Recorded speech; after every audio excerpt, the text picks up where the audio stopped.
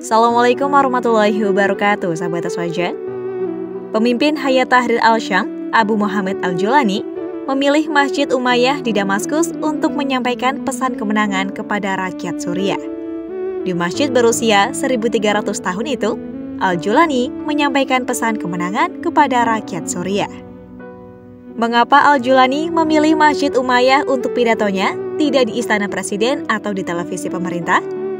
Banyak analis menyampaikan pandangan terkait itu.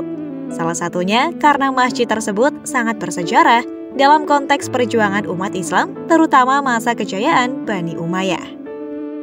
Dinasti Umayyah telah berperan besar dalam kemajuan Islam sejak memegang kepemimpinan umat Muslim.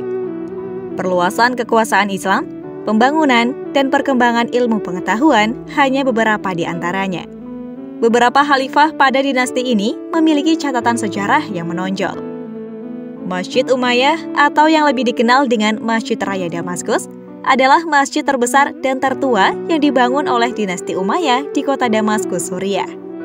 Awalnya, bangunan ini merupakan tempat ibadah Romawi kuno yang didedikasikan untuk dewa Jupiter, yaitu kuil Jupiter Damaskus yang dibangun pada 64 sebelum Masehi. Setelah penaklukan Damaskus pada 634 Masehi, bangunan ini diubah menjadi kompleks yang mencakup Basilika Katolik Roma yang didedikasikan untuk Santo Yohanes Pembaptis dan musola bagi umat Muslim di bagian tenggara. Pada 706 Masehi, atas perintah Khalifah Al-Walid bin Abdul Malik, bangunan ini resmi diubah menjadi masjid. Masjid Agung Damaskus merupakan masjid batu pertama yang masih ada. Dibangun antara tahun 705 dan 715 Masehi oleh Khalifah Umayyah Al-Walid I. Khalifah tersebut menyatakan, penduduk Damaskus ada 4 hal yang membuat kalian unggul dibandingkan dengan dunia lainnya. Iklim, air, buah-buahan, dan pemandian kalian. Saya menambahkan satu lagi, masjid ini. Di sekitar masjid ini juga terdapat makam Salahuddin Al-Ayyubi, pemimpin Muslim yang merebut kembali Yerusalem dari tentara salib. Masjid ini memiliki ukuran besar 515 kali 330 kaki atau 157 kali 100 meter, dengan halaman terbuka luas yang dikelilingi lengkungan yang ditopang tiang ramping. Liwan, aula ibadah di sisi selatan masjid dibagi menjadi 3 lorong panjang yang dikelilingi kolom dan lengkungan. Sebuah transept dengan kubah segi 8 di tengah awalnya terbuat dari kayu membelah bangunan masjid. Arsitektur Masjid Umayyah banyak mempengaruhi desain masjid-masjid berikutnya. Selain arsitekturnya, interior masjid dihiasi dengan mosaik geometris dan bunga. Masjid ini memiliki 3 lorong besar, mirip dengan desain Masjidil Aqsa. Menara putih atau Minaret of Jesus menjadi ciri khas utama masjid ini. Meski sempat rusak akibat serangan Timur Leng dan kebakaran, Masjid Umayyah telah beberapa kali direnovasi. Terinspirasi oleh Masjid Nabawi, masjid ini juga berfungsi sebagai gedung serbaguna bagi masyarakat Damaskus. Pada tahun 2001, Paus Yohanes Paulus II menjadi paus pertama yang mengunjungi Masjid Umayyah. Ketika Khalid bin Walid menaklukkan Damaskus pada 636 Masehi, umat Muslim sempat berbagi tempat ibadah dengan umat Kristen, di mana umat Muslim beribadah di sisi timur gereja John the Baptist, sementara umat Kristen di sisi barat. Hingga kini, Masjid Umayyah tetap terbuka untuk semua umat beragama, menjadi simbol toleransi antar umat yang telah ada sejak ribuan tahun lalu. Di sisi lain, saat sholat Jumat akan digelar, terlihat Kepala Intelijen Turki Ibrahim Kalin memasuki area dalam Masjid Umayyah dengan pengawalan ketat. Informasi yang beredar menyebutkan bahwa Kalin dan Kepala Keamanan Negara Qatar, Halfan Al-Kabi, tiba di ibu kota Suriah untuk bertemu dengan pemimpin oposisi Suriah, Ahmed Al-Shara atau Muhammad Al-Julani, dan Perdana Menteri sementara Muhammad Al-Bashir. Kehadiran sosok penting dari Turki dan Qatar ke kota Damaskus sebenarnya tidak mengherankan, sebab kedua negara ini diduga sebagai pihak yang terlibat langsung dalam mendukung pasukan oposisi Suriah melawan rezim Bashar al-Assad. Bahkan Presiden Turki Recep Tayyip Erdogan berulang kali menyinggung kepemimpinan Bashar al-Assad di Suriah dalam pidato kenegaraannya.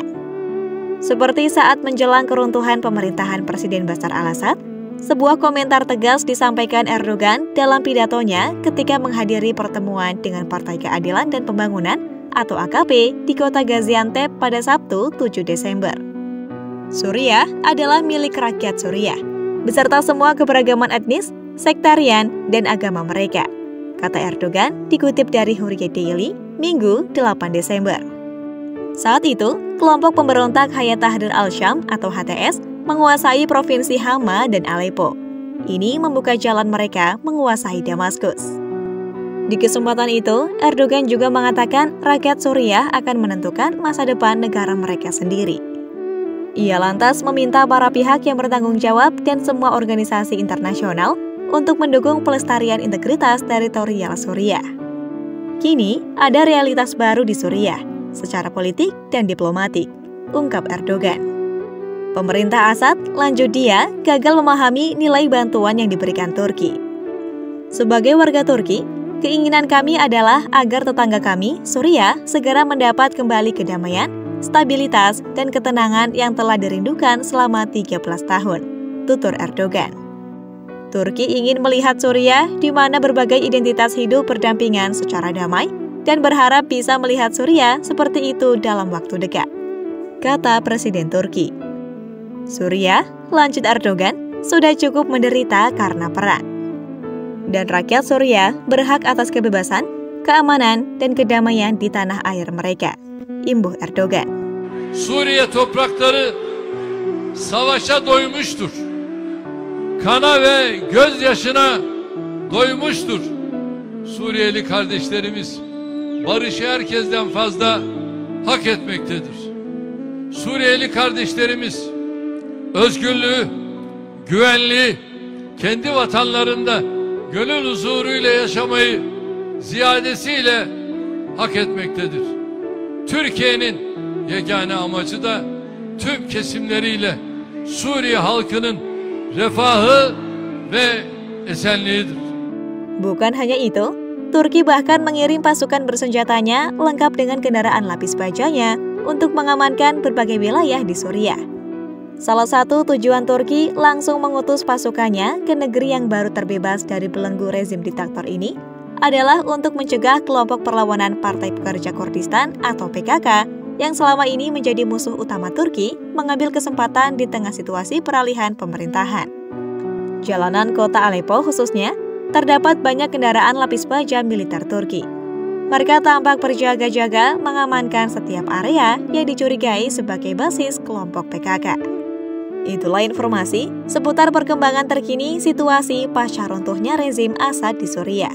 Wallahu a'lam. Wassalamualaikum warahmatullahi wabarakatuh.